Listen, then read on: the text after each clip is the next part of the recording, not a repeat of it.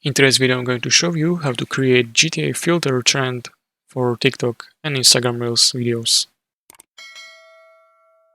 Download TikTok, CapCut, and AI Mirror apps from App Store. Open AI Mirror application after downloading it. Click on All and find Depth Gangster effect within the app. Click on it to open effect and choose photo you want to use with this effect. Select 9:16 ratio for Instagram or TikTok. Click on Draw button and wait for app to create your photo. If prompt, subscribe. Tap on Try to Free and enable free trial. Save generated photo to your photo gallery.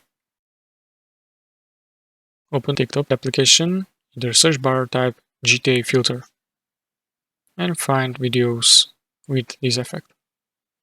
Open a video with effect applied and click on Try this temple. Use temple in CapCut. Wait for effect to load in CapCut. Select photo generated in AI Mirror.